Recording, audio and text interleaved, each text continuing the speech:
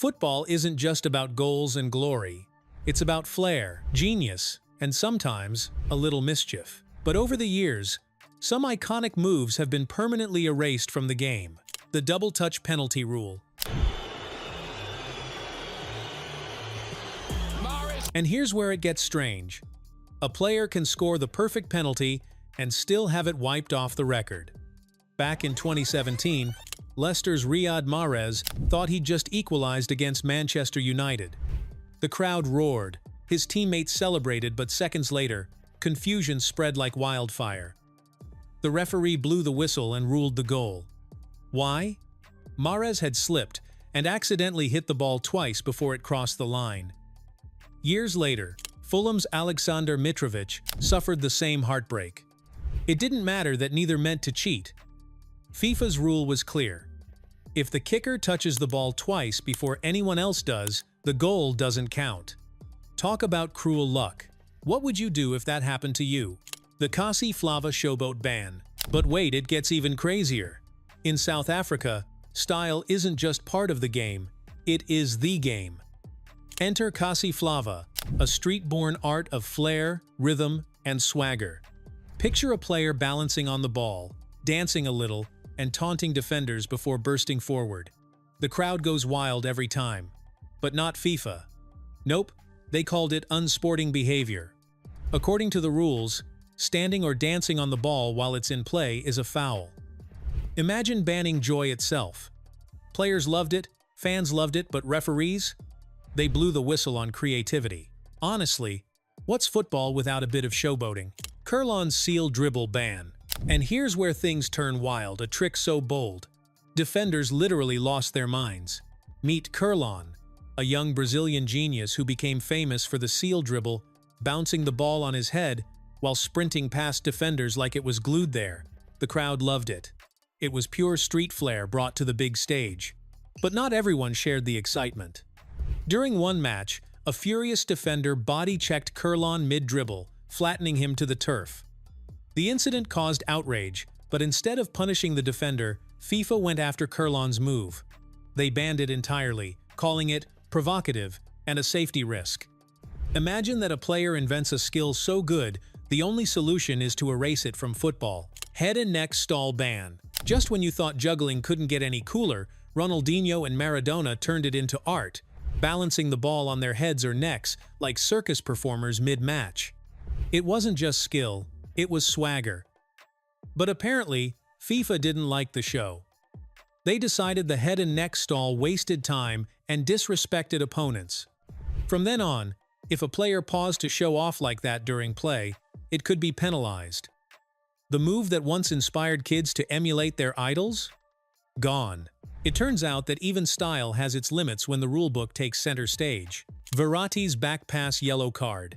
Now this one left everyone scratching their heads. In a PSG versus Nantes match, Marco Verratti calmly received the ball, looked up, and passed it back to his goalkeeper. Standard play, right? But the moment the keeper picked it up, the whistle. Yellow card. The crowd was stunned. Verratti was stunned. Turns out, he'd broken a strange rule that bans players from manipulating a back pass to let the keeper handle it. Basically, if you flick, chip, or use any trick to bypass the law, you're done for. Verratti's face said it all. Confusion, disbelief, and maybe a bit of, "Are you serious?" FIFA's idea of unsporting behavior had just rewritten what a simple back pass could cost you. Emiliano Martinez's mind games ban. And a save! Their third taker 3 nights ago is their third taker tonight, Jerry Mina.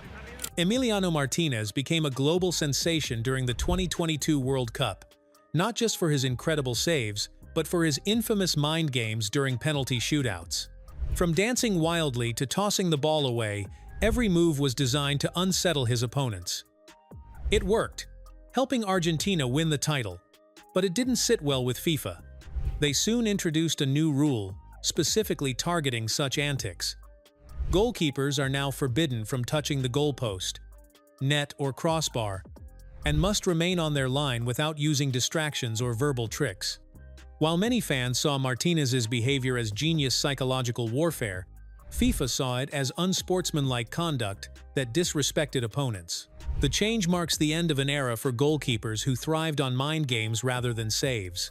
Time-wasting tactics ban. Few things frustrate fans more than endless delays, players pretending to be hurt, goalkeepers taking ages to restart, or substitutes crawling off the pitch.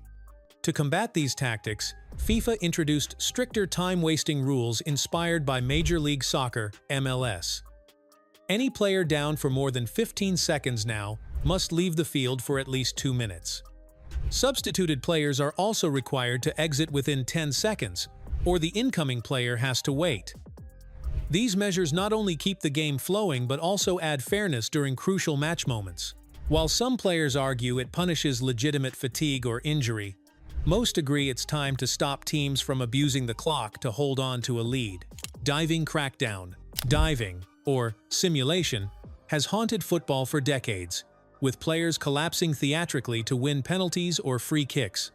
While FIFA had long punished it with yellow cards, the English FA took it a step further in 2017 by introducing retroactive bans. Players caught diving on video after a match could face 2-game suspensions. Everton's Oumar Niasse was the first to be punished under the new rule, sparking debates about fairness and consistency. With the introduction of VAR, fake falls are easier to spot, leading to fewer successful dives. Though the problem hasn't vanished completely. While some still see diving as part of football's gamesmanship, the crackdown proved the sport was serious about cleaning up its image. Ronaldinho's knock skill ban. Ronaldinho was famous for making defenders look silly, and apparently, even FIFA thought he took it too far.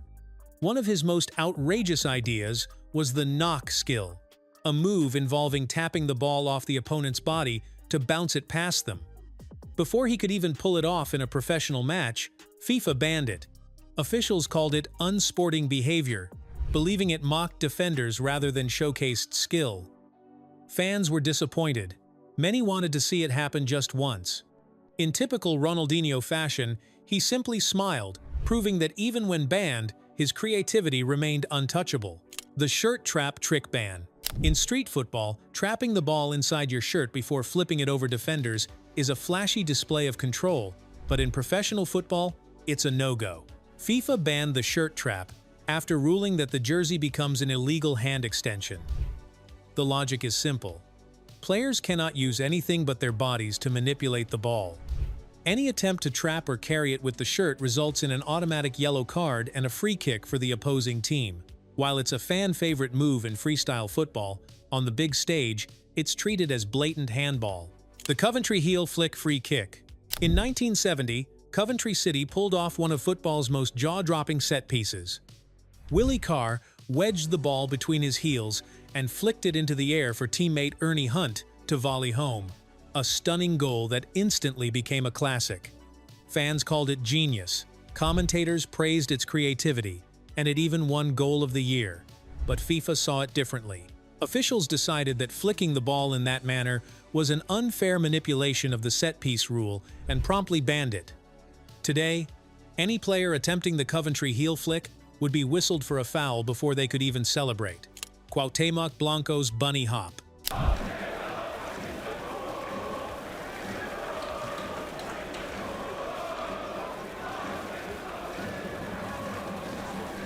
Mexico's Cuauhtemoc Blanco made history with his bunny hop. Dribble wedging the ball between his feet and hopping past defenders like a human kangaroo. It became an instant hit during the 1998 World Cup and was soon copied by kids worldwide. But FIFA later discouraged it, calling it unsporting since it risked humiliating opponents rather than advancing play. Although not outright banned, referees were advised to caution players using it excessively. Blanco didn't mind, he had already cemented himself as one of football's most creative showmen. Neymar's rainbow flick controversy.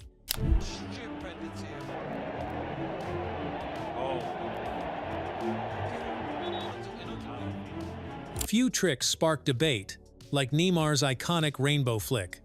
In one unforgettable match against Athletic Bilbao, Neymar flipped the ball over a defender's head with effortless flair, only to be shoved and shouted at by angry opponents. Shockingly, instead of defending him, referees accused Neymar of showing disrespect.